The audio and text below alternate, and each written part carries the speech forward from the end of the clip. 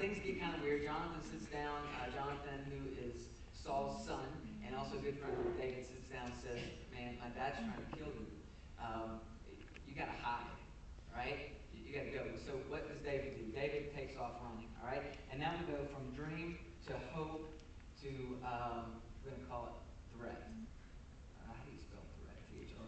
I'm a bunch of words. You don't know how to spell either. So we're going to that looks like threat, okay?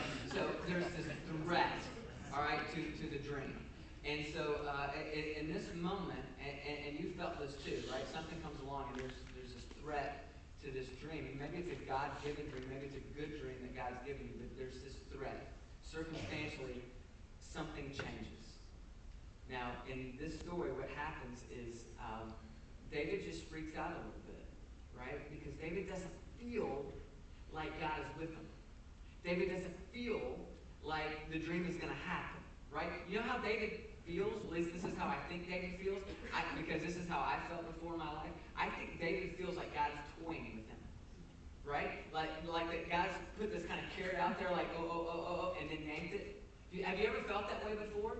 Let's be honest. There are times in your life where you feel like God's toying with you. He's like messing with you, like this is a game to him. So why in the world did he let you move to that city in the first place?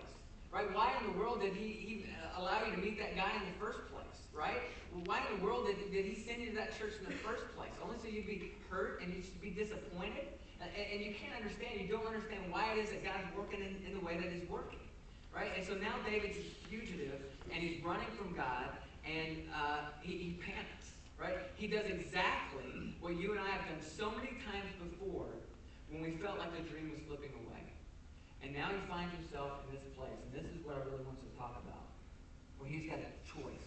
He's either going to trust or he's going to try to control. Mm-hmm. Right? And in life, this pattern, I believe, repeats over and over and over again in your life.